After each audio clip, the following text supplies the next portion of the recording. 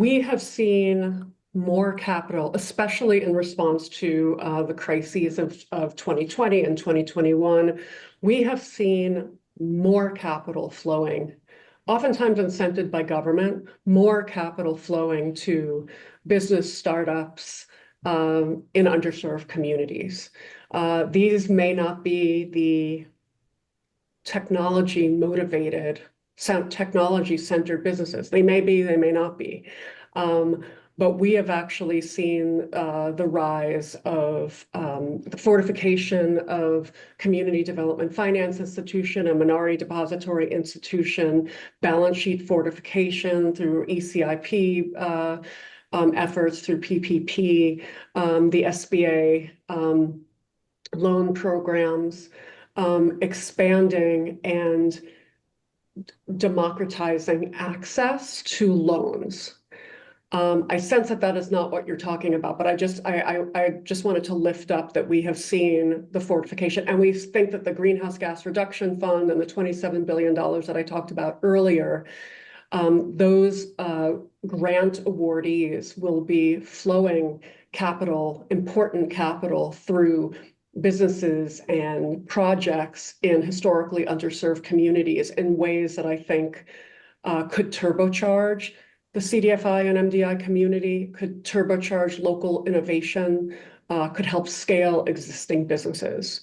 So to me, that is the world of where we're batting for singles and doubles.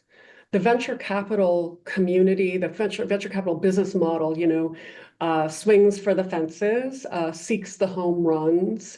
Oftentimes, one or two companies in a portfolio will make the vast majority of returns, if not all of returns.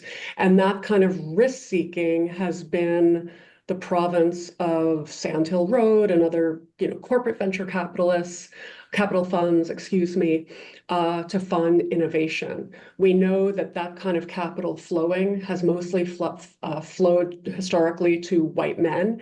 And so one of the other great things that we're seeing is the rise of diverse fund managers of color, women fund managers. 1% of capital globally is managed by people of color and women, which is a staggering number.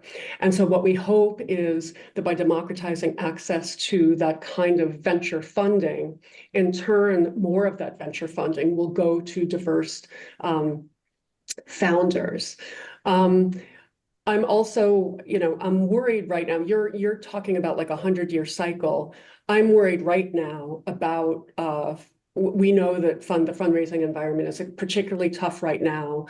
The liquidity, there haven't been the liquidity events that the folks have expected. And so the institutional investors that we work with are often saying they're fully allocated to venture. So they're not allocating more capital to venture until there are liquidations.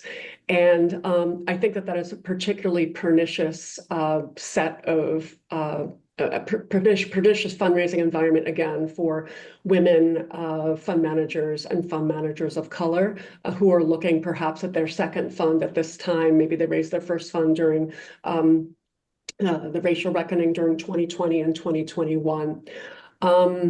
What is the appetite for startups? I think it depends quite a lot. Some of the high net worth individuals that we work with have that appetite.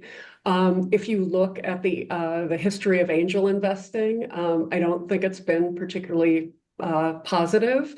And I think the professionalization of incubators and other kinds of programs can help address both the flow of capital to startups, the seed and pre-seed funding that you're talking about, as well as, I hope, flow capital more equitably across gender and race.